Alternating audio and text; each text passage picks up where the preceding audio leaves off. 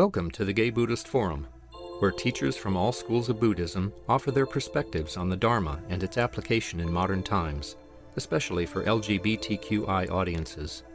These talks are offered freely to the world and made possible by appreciative listeners. If you would like to support our efforts to share the Dharma with underserved audiences, please visit gaybuddhist.org. There you can donate, find a list of upcoming speakers, or enjoy many hundreds of these recorded talks dating back to 1996. Well, welcome back, everyone. Let's go around and introduce ourselves. My name is Jim. David. Justin. Adam. My name is Harley. Mitch. Don. My name is Mark. I'm Clint. Stephen. Jay. Gilbert. Joshua. Gary. I'm Mark. And Jack. Dennis. Patrick. George. My name is Paige. Rosalia. Michael. I'm Richard. I'm Jerry. Steve. I'm Joe. I'm Brian. How many are here for the first time today? David. Wow. Welcome. Welcome. And here comes Lee. We are very fortunate today to have speakers from our own ranks, David Limcaco and David Margolis. In this Dharma Duo program, our big idea is that within the sangha is a lot of truth, and we want to hear it. We don't just have to bring in teachers from outside all the time. So we've invited them to share the truth of their story and their encounter with Buddhism, and I'll let them introduce themselves. Both Davids are longtime members of the GBF, and we're honored to have them today. So thank you. David has been so kind to let me go first. So I just want to welcome everyone and thank you for coming to support us. I've been spending over a week trying to figure out what part of my story would be interesting or even you'd want to even listen to. So finally I condensed it to just these 3 pages, and even that is, I think I'll just skim through it and be done in 5 minutes. But I am very grateful. Thank you, Jim, for asking me twice to do this. So I'm hoping that as I share my story that some things might resonate for you. And I'm also hoping that maybe it might motivate you to maybe get in touch with some of those inner dreams or some of those passions that kind of just fall away. I was looking at the current narrative that I share with friends, and I was going, oh my gosh, this stupid narrative, it doesn't even serve me. Who wants to hear about, I'm one of 8 kids, and, I had to learn how to adapt and all this other stuff, drama, because we all have it, and it's, so then I tried to narrow it down to what would be like the major landmarks in my life, and, or lessons that I've learned. And I kind of narrowed it down to just 3. The first is an event that happened with my mother when I was 9. The second is coming out, and there are 2 aspects of coming out. And the third is just, what am I doing in my life today? I think that's what's more applicable. We can always figure out where we've come from, but to really know where we're at and maybe what our intentions are for the next 6 months or even the next day. I can remember when I was 10, or 9 that is, my mother, I was kind of goofing around with, I don't know if you all remember this, but Kenner's erector set. It was like the mother of Legos. And so here I am playing, and I'm really getting into doing all this architectural design stuff. And my mother came up to me, and she said, David, good sons remain quiet and only speak when spoken to. And I've kind of hung on to that, and I thought, you know what? That's a really crummy thing to hang on to. It's like there is a lion in here. There is something that wants to roar out and maybe be of service or of helping other people. And the second item I mentioned was coming out. I'm just curious, how many of you out there, by show of hands, came out in their 20s as far as their sexuality? Keep your hands up. How about in your 30s or 40s? And how about recently, within the past 10 years? Okay, so we have no youngsters here, I guess. So I can remember coming out to my mother. I can remember just the feelings. Again, not feeling acknowledged, just this kind of blank look on her face. And I can remember this huge knot that got even tighter in my heart. But on the other side, this huge weight off my shoulders just kind of went away because I was being authentic. I was speaking my truth. I wasn't pretending. It takes so much energy to pretend. And the third item of coming out, or the second item of coming out, is I'm coming out with my current illness that I have. Many people have cancer, or they cope with cancer, or they cope with diabetes. Why cope with mental illness? And there's such a huge stigma in our society, even today, if people should share that, I experience major depressions. In fact, I've had one all the way up until this morning, and the way it debilitates me and just keeps me so stuck. And then there's this other aspect of my mental illness where I kind of have these huge mood swings. I can go from, like most folks, I bet you all of you here, you're kind of like this, like just a gentle wave. Well, me, I go up really fast. I'm way up here. You're only down here, so I'm having a good time. And then maybe it only lasts like 3 or 4 days, and then I drop, and I stay lower than you've ever been for weeks on end. And that's where I become just immobile. I withdraw. I disappear. I flake. I can't return calls. But thank goodness a lot of my long-term friends, they know me and accept that in me, that, not to take it personally, that I'm just doing the best I can.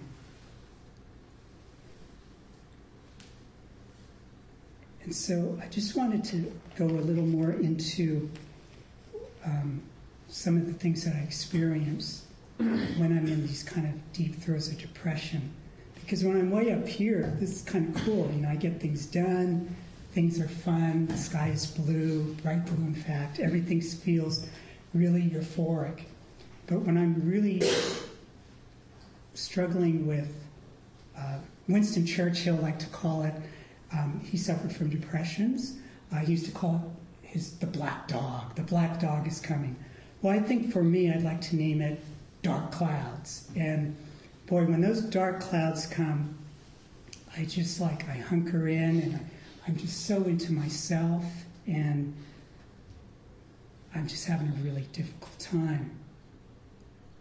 But what I've been able to do in the past, most recent past, is I've been able to develop a support network of really good friends that I can really be honest with and share what's going on with me. I've never been a groupie, but I got into a support group. And I've noticed that I get so much energy and support from the fellow participants.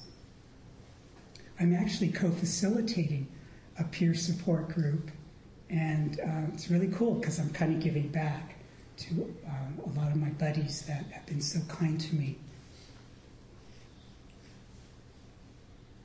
So as far as my spiritual practice, I don't like to admit it, but I've heard and I've read in many different pieces of literature that those dark clouds, or that buddy that I know so well, that if I could embrace it, if I could look upon it as a gift.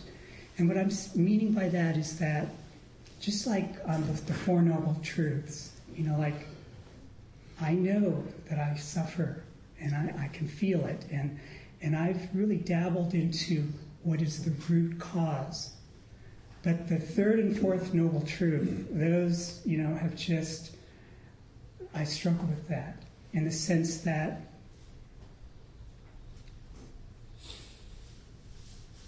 I would like to think that there's an end to this depressive suffering that I go through. And I know some of the tools, but as I come into recovery, I do these relapses and I go back and forth, and I just finally realized that this is very much a lifelong disease that I get to play with. And the gift is that I get a chance to really slow down. There's this really cool little vignette that Thich Nhat Hanh brings up in his book, The Heart of the Buddha's Teachings. And he discusses this little story about, there's this one guy, and he's galloping on this horse really fast, just real fast. And so this other gentleman along the road goes, "Hey, why are you going so fast? Where are you going?"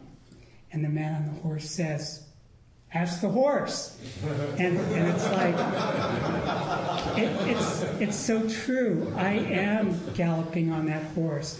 I'm pulled by that energy to accomplish, to be better, to just to always measure up, be accepted and not be rejected.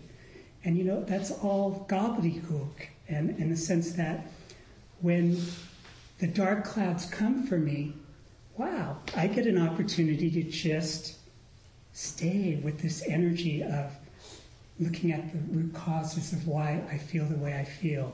And I get an opportunity to kind of just be with those feelings. And hopefully, I know they usually pass, and I come out again kind of more vibrant, almost like a butterfly with even brighter wings. Part of my spiritual practice has also been more of non-cushion.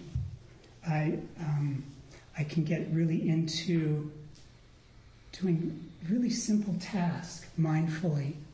One of my favorites, although one of my roommates does a lot of it for me, is I really get into washing dishes. There's something cathartic about the soapy water and feeling the dishes when they're smooth and all that grime and stuff has fallen off the plate, and just this sense of renewal. Some of my other non-cushion sort of mindfulness is I'd really like to get into slower eating and mindful eating, but usually I'm either on my smartphone or I'm watching a DVD, and it's like, gosh, can't I just enjoy the meal and reflect on where all this food came from and how blessed I am to be born, to have been born in San Francisco and to live among all this abundance and all this supportive, loving friends. So I think I would like to really learn to embrace my dark clouds and kind of investigate more as to those things that can help me get through those periods, and maybe stay away from things that just don't make me happy. Going to a lot of family functions, they don't even know me. They don't know about the first time I came out of the closet, and they don't know about me coming out of this closet right now. And so anyway, I think for me, it's just been really wonderful that in the past few years, I've been able to develop this support network, and I've been able to figure out ways to help me get through those dark times. So I'm just really grateful that I got this opportunity to share. And yeah, I think that's all I have. Thank you. So, my name's David, and I decided to do the long version of my life, so I hope none of you have plans this afternoon.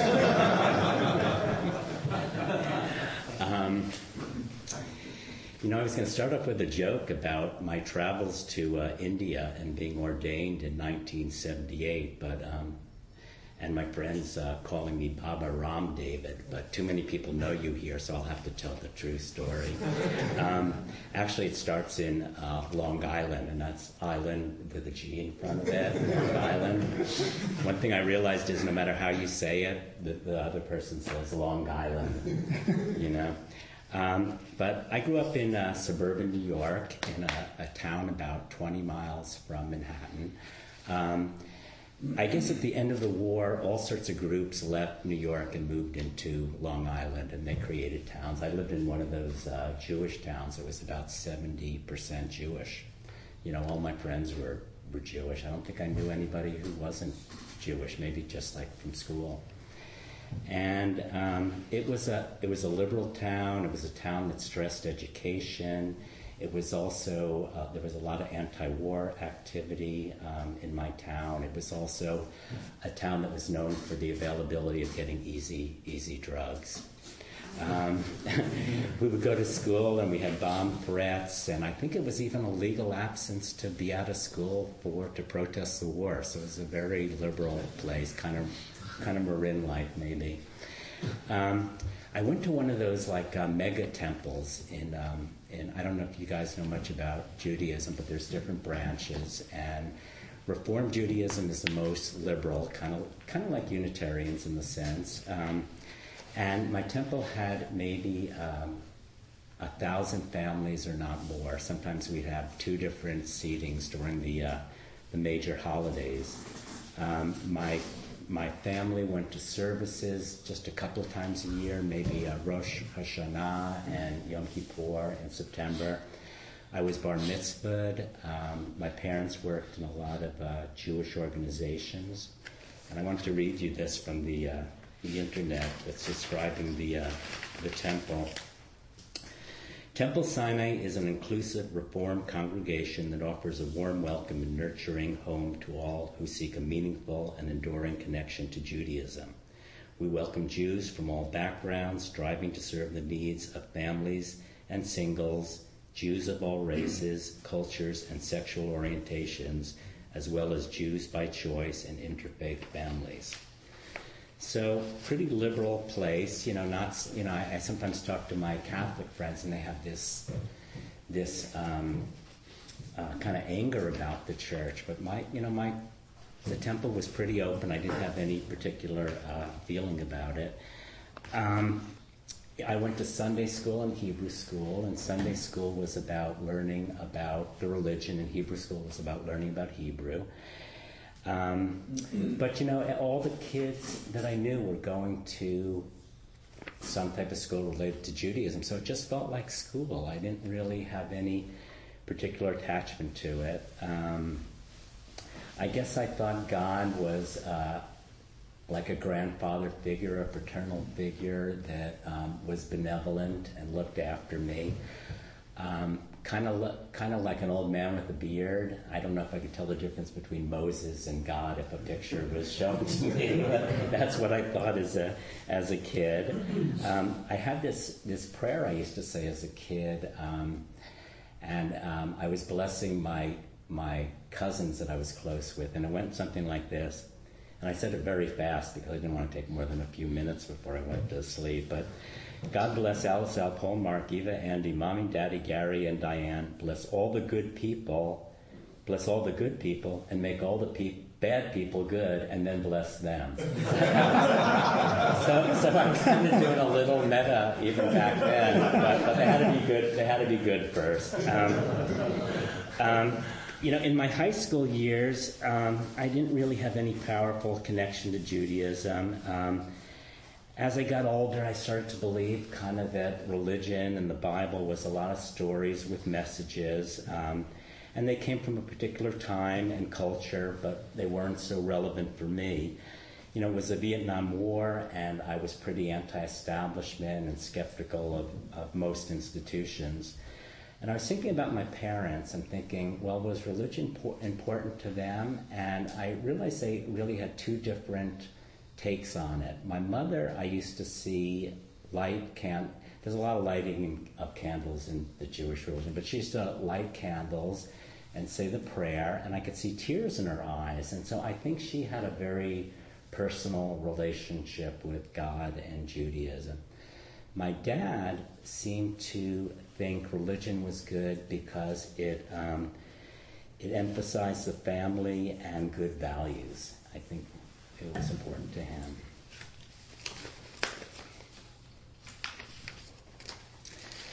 In the 70s, I went to a large state university in upstate New York. I was kind of a long-haired hippie type that took drugs and got good grades. I wasn't willing to give the grades and the achievement up, but I did wear ripped clothes and have just crazy, crazy hair. At that time, some of the folks, anti-establishment folks, were getting involved in Eastern thought, and I think for me it just seemed cool and interesting back in college. The first book I came upon, and I don't know whether I came upon it or somebody in school gave it to me, was Baba Ram Das, Be Here Now. I don't know how many guys remember that, but that was my book. I would read it all the time. I thought it was the coolest book in the world. And then I would I'd read all his other books. And also at that time, I started meditating and I was taking LSD. I took a college course called Other Ways of Knowing, and it was a philosophy course. And on one level, the instructor was just a philosophy professor, and on another level, he was kind of like an Eastern teacher, so you could kind of go to him after class and talk to him about your path and your meditating. And one time I brought up about homosexuality. I had just come out like a year earlier, and he said something about it being, I couldn't quote him, but I remember him using the word feminine. And I had this really bad reaction to it, and it caused me to kind of go in the closet for a little while. I had a bad reaction to it. Not that women aren't great, but I didn't like hearing that. So after graduate school, I had my first, after I graduated, I had my first boyfriend experience, and it seemed like my attraction to Eastern thought just kind of went away. I don't really know why that is, but it seemed like I just started spending a lot of time went to graduate school, just achievement and career, and being gay, going to clubs, having fun, drinking, taking drugs. I don't know what happened. And then it was like that way for a long time until about 10 years ago. And it was a time in my life 10 years ago when they say bad things happen in three, but I found out I had a serious illness that required a very difficult treatment. My mother had this massive stroke. She's still alive today, so this is 17 years ago, this massive stroke that she never got better from. And my sister calls me up telling me her husband is splitting with her, and she's got 2 young kids. And so I was kind of beside myself. And so I was really stressed out and, thinking I kind of I had some time. I had time too because I wasn't working. So I was thinking, let me start looking into spirituality and religion again for some maybe support, who knows. And so I started going to the various churches and temples. I went to a Lutheran church and MCC, and I went to the gay synagogue. And, it was all really nice. People were really nice and supportive, and that was great. But when I read the words and the prayers and the books, it didn't resonate with me. It wasn't my view of the way things were.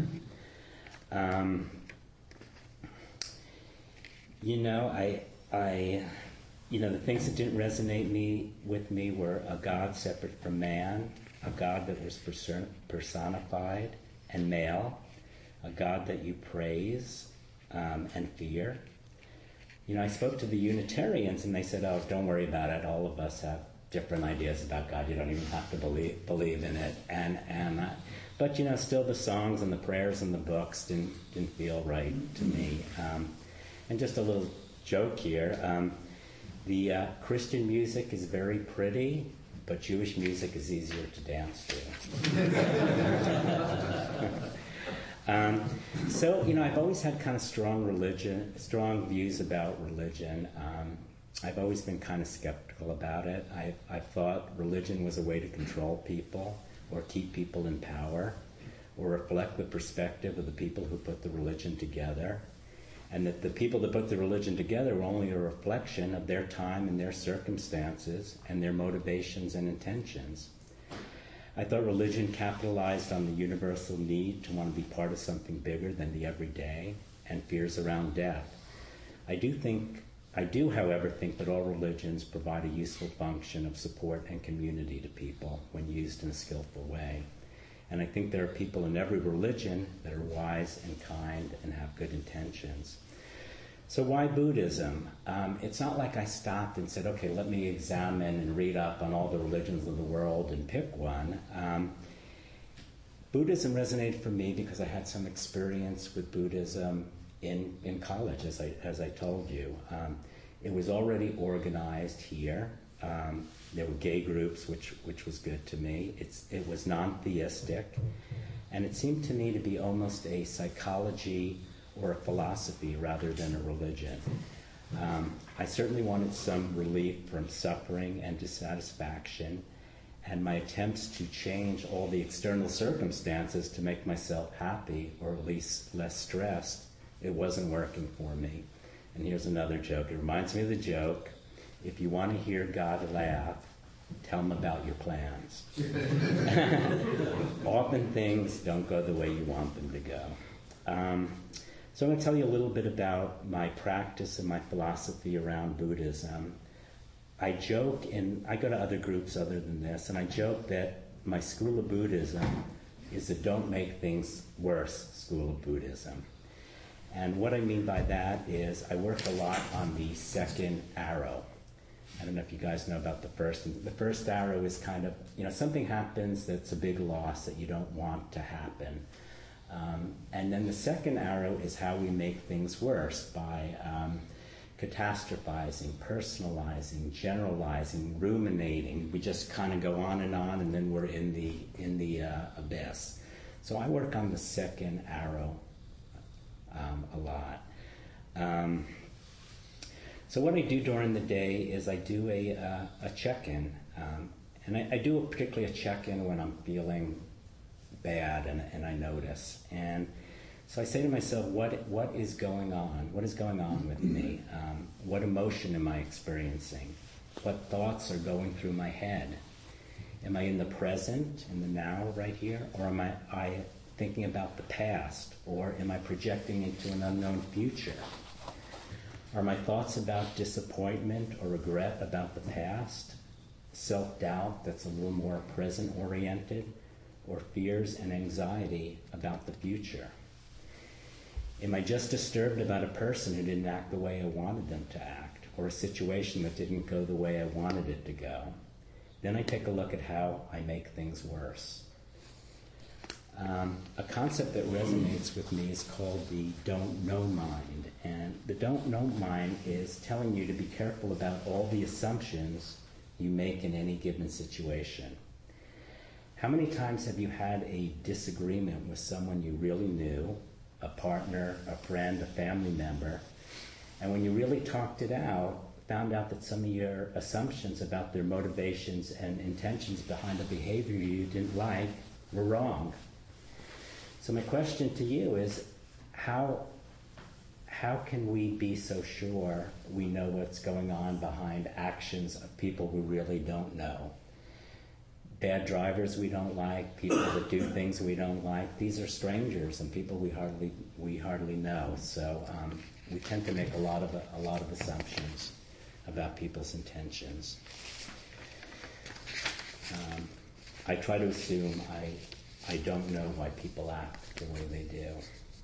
So the breath is really important, and sometimes you're spinning so much that all you can see is just you're in a really bad state. But you always have the breath. And surprisingly, if you can catch yourself and take a few deep breaths, it creates a little space around the rumination, around the disturbing emotion. And it can also help you be clearer about how to act when you're feeling that way. There's a little bit of a shift of perspective that I've had recently. Normally when things aren't going right and there are things we're upset about, we often blame the things. It's the fight I had with the boyfriend. It's the stock market. It's the finances, whatever. So my shift in perspective of saying, yes, these are problems, but I need to give more weight to my reaction to the problems, to the worry, to the anxiety, to whatever disturbing emotion it is. Because as you know about life, there's always going to be things that need to be handled, that don't go the way you want them to go, people that don't act the way you want them to go. But the anxiety and the other difficult emotions and thoughts make it worse and add to your suffering. It's not so easy to stop, but if you kind of do a little shift, you can say, wow, I need to work on these disturbing emotions. I'm never going to fix everything out there to be the way I want them to be. So when you're in these disturbing emotions, it keeps us from being in the present and having the joy and equanimity we deserve. You know, another thing that seems to help me, and as you can see, this is a very practical form of Buddhism. I use it for kind of every day when things are happening. I call it a solidity and impermanence. And that is, when you're in a bad state of mind, it's not as solid as you think. It even waxes and wanes a little bit. It may be a little bit different in a few hours. It may be different if you go for a little walk. And also this is impermanence, that things change or disappear. Sometimes you're caught in the middle of a difficult situation or emotion, and it's hard to believe, but it is going to change and go away. One thing I struggle with Buddhism is, often something happens and you can see your reaction to it, having a disturbing reaction. But there's also the prism which we look at everything in life. And a lot of that, I believe, comes from when you were a childhood and these personality traits that you develop.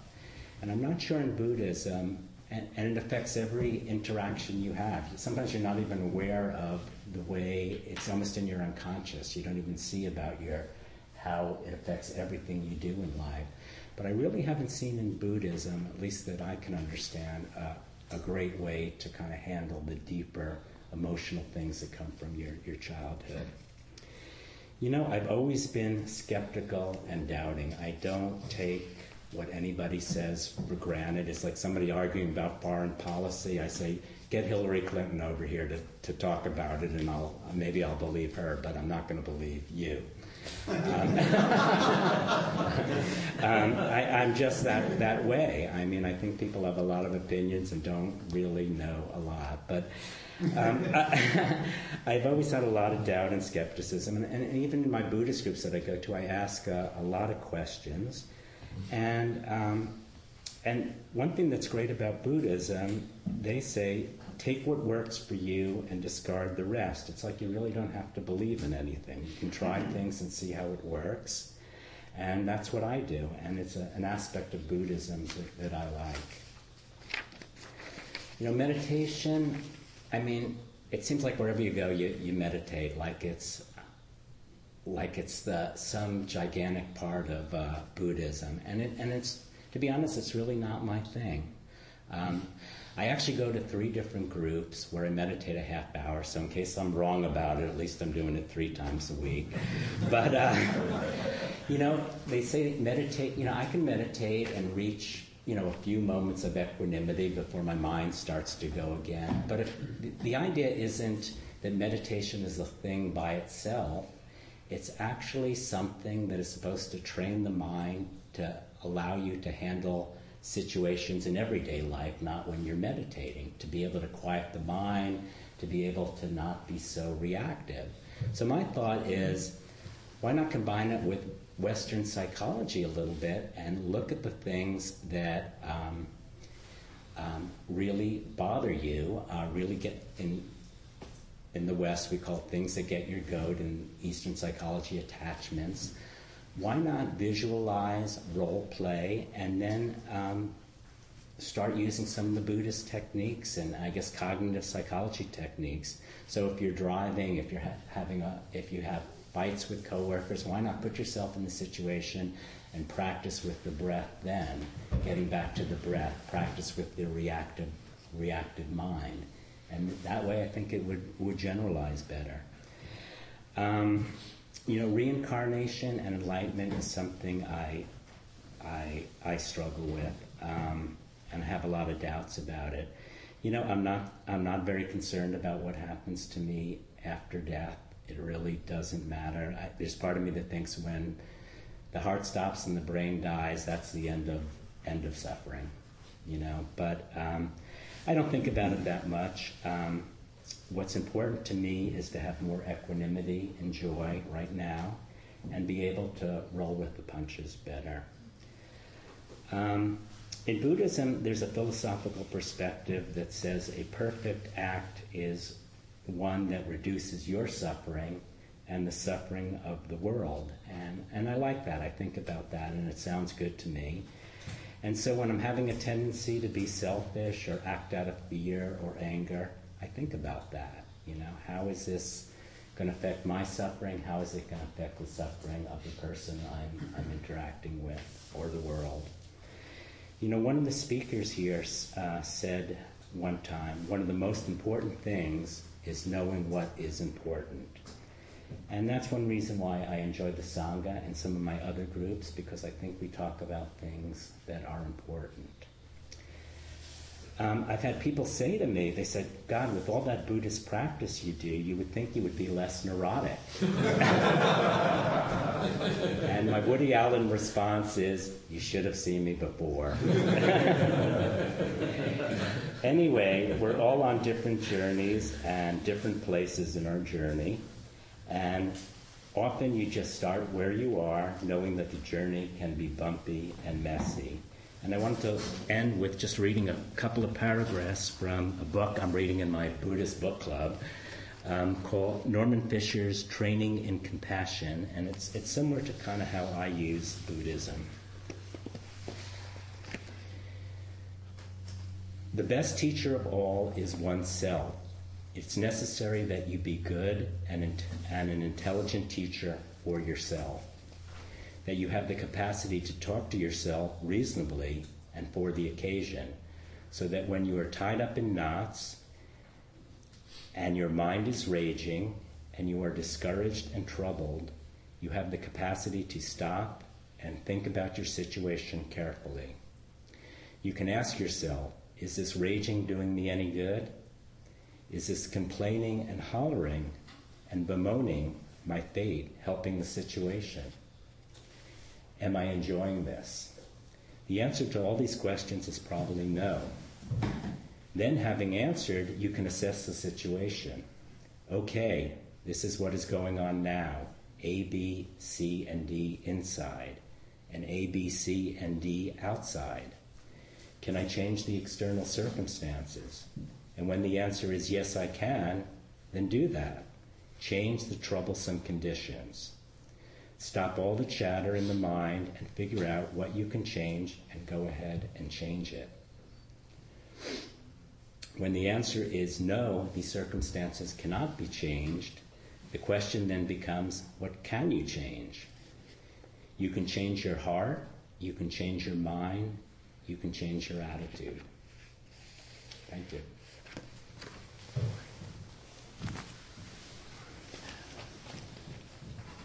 Gentlemen, thank you very much.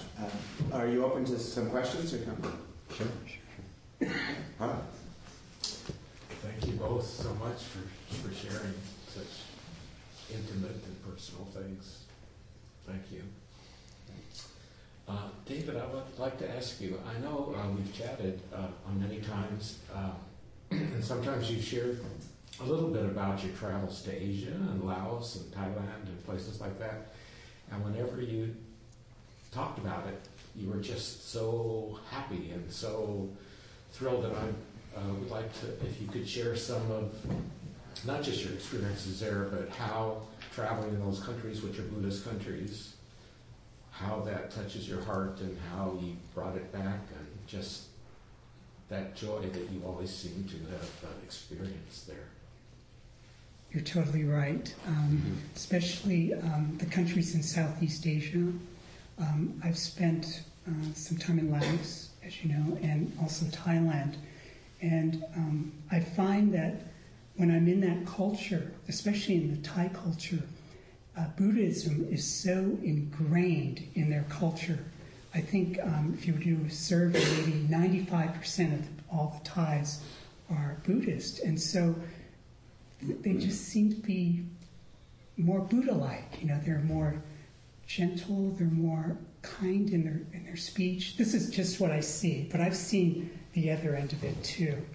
But I believe that we in the West can learn a lot from just traveling anywhere. You know, if we can keep ourselves open to the experience and not get caught up on, why don't they speak English? Or, I don't want to eat that food, or whatever. You know, it's just so exciting. And I know you travel a lot, Harley, and I know when you get back, you're even more excited than I am. They talk about the travel mind, and you notice how, like, when you're traveling, you're really in the present. You're noticing buildings and people. You're less in your head. It's interesting too. The other thing is you can kind of reinvent yourself too. You know, Madonna does it all the time. So I mean, you can be whoever you want. You know, I can go there and go, oh yeah, I got this penthouse in San Francisco. You know, I usually don't do that because I forget what I tell them, and then I get caught up. So traveling's great. Traveling is great. Harley, take me along on your next trip. I have a question for David Margolis. Can you talk a little bit about your Buddhist book club? I had never heard of it. Is this a new person? Yeah, this is I'm trying to think how is it still Gay Buddhist Sangha that does it, or That's how it originated. that's how it originated? There is no Sangha anymore, right? So it's a Yahoo group. It's called Dharma Study Group. It takes place in the Castro on Thursday night at a guy's house, Jim Shalcom, who's really just a really beautiful person. You know, he's just opens up his home, and we have little snacks in the beginning, and then there's about 10 guys, and we read a book. In fact, we were just reading this one that I quoted from. We're starting another book in 2 weeks, so if you want to join, I think you got to go out to the Yahoo group, and then Jim gives you the address. But we get together and we just kind of pick a book. And what's nice is a lot of guys have been in the group for a while, so we not only read a chapter and talk about a chapter, we apply it to our lives and talk about our personal lives. So you get to know each other, and it's very nice. So Thursday night at 7 o'clock kind of starts a little social. 7:30 we start with a half-hour meditation, and then we spend an hour talking about a chapter in the Castro. Thank you for listening to the Gay Buddhist Forum. If you would like to hear several new talks per month and be notified of upcoming speakers so you can participate live, please subscribe to this podcast, like us on Facebook, and join our mailing list by visiting gaybuddhist.org.